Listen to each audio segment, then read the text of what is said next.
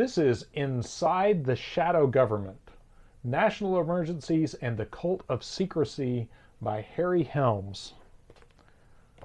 I'm inclined to think that's a pseudonym or a really unfortunate name.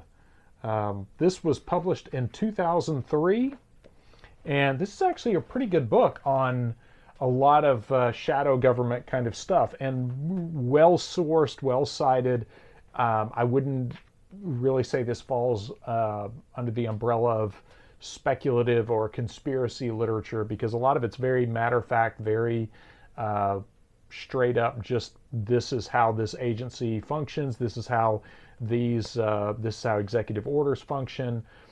Obviously there's a fair amount of opinion in here as well, but overall, really pretty straightforward information. Those of you following this channel will be interested in the whole section on FEMA. There's a big section on FEMA, as he titles this particular chapter, "The Scariest Agency in the Entire Government." And I've dog-eared a few things in here that I'll get to. One of the things he cites in his section on FEMA, he talks about several of talks extensively about the continuity of government program and some of the sites and bunkers and whatnot used for the continuity of government program. And in my own research, something I've stumbled onto is some of the sites he lists, like of course many of you are aware of Mount Weather and some of the more major sites like NORAD's Cheyenne Mountain Complex or Raven Rock, but he also mentions some in Maryland and this one in Boonesboro, Maryland, and a couple of other, a place in Hagerstown, Maryland. So anyway, some interesting stuff there. And the thing I found about some of these sites, these were presidential relocation sites around the Washington, D.C. area that were all within like helicopter distance that they could fly the president to and put him underground. And the interesting thing about one of the places, I don't think he mentions it here, but if you have access, if you have Google Earth and you want to look up, I think it's Peters Mountain in Virginia. Peters Mountain, I think, is the home of a secret bunker of some type there, because that's one, when I've tried to mark it on Google Earth, they'll remove my pin sometimes, especially if I call it by its code name. So I've stopped doing that, and I've started putting the pin in other places close to it. But so Peters Mountain, initially when I stumbled onto that particular facility, I thought that it was a retired facility and didn't think much of it until Google Earth kept making my pin disappear. And then I thought, there might be something to that. So I'm inclined to think that Peters Mountain is a more sophisticated bunker than just one of the old presidential relocation facilities. But I digress. Lots of good information about, of course, with FEMA, Rex 84. And those younger people in the audience may not be aware of Rex 84, but it stood for Readiness Exercise for 1984. And it was a whole plan by FEMA to suspend the Constitution and create internment camps across the United States. Not conspiracy literature, this is actual FEMA plans. In fact, he quotes from the hearings. This came out during the Oliver North hearings. Any of you who remember the whole Iran-Contra thing, that was big news. The summer of 1987, if you turned on a TV set, probably had something going on about the Oliver North stuff. And during that, I believe it was, Representative Brooks said, "Colonel North, in your work at the NSC, were you not assigned at one time to work on plans for continuity of government in the event of a major disaster?" Brendan Sullivan, "Mr. Chairman?" ?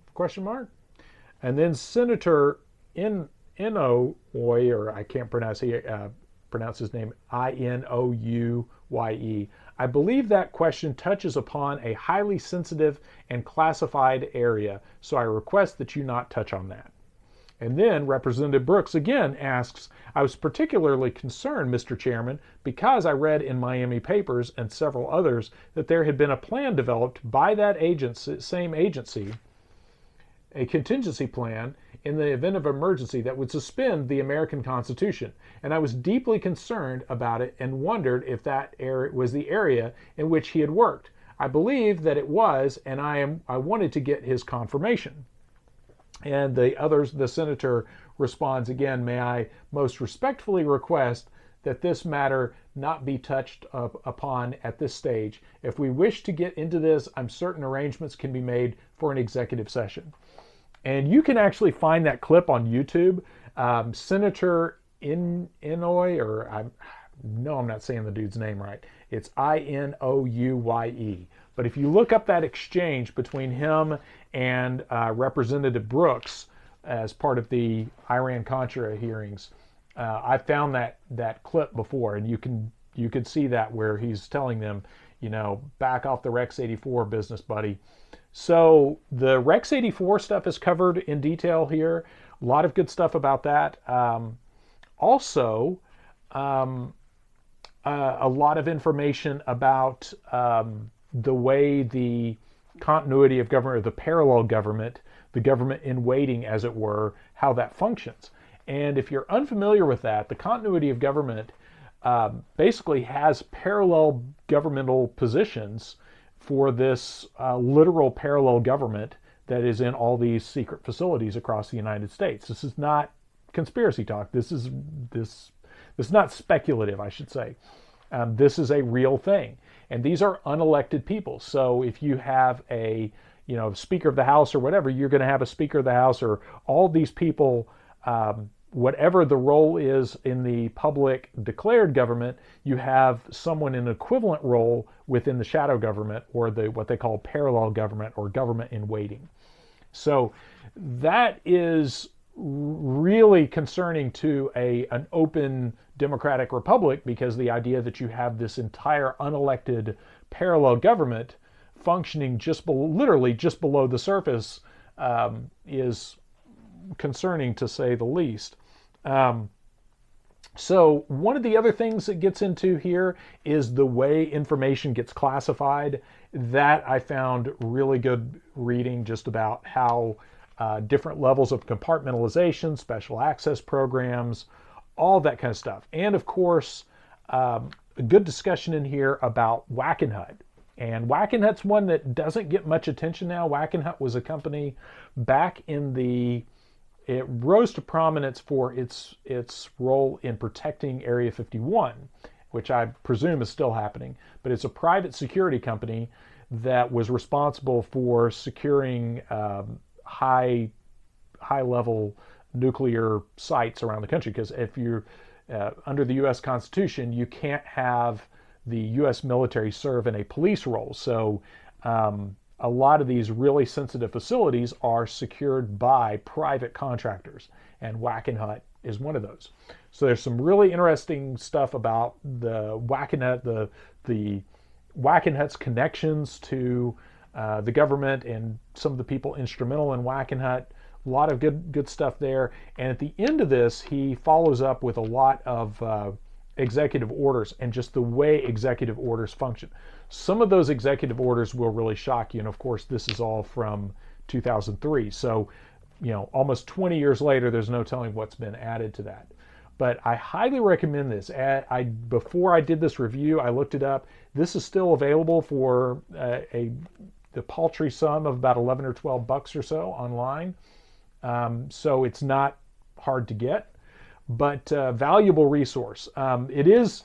I do find it kind of amusing that, like I said, not a conspiracy book. He starts off with this whole idea of, he of course reinforces the party line that the 9/11 attacks were exactly as advertised.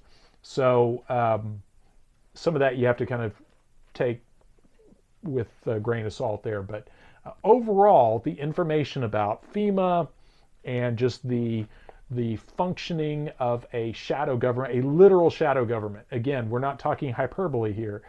He goes into great detail describing it. And so good information here. highly recommend it.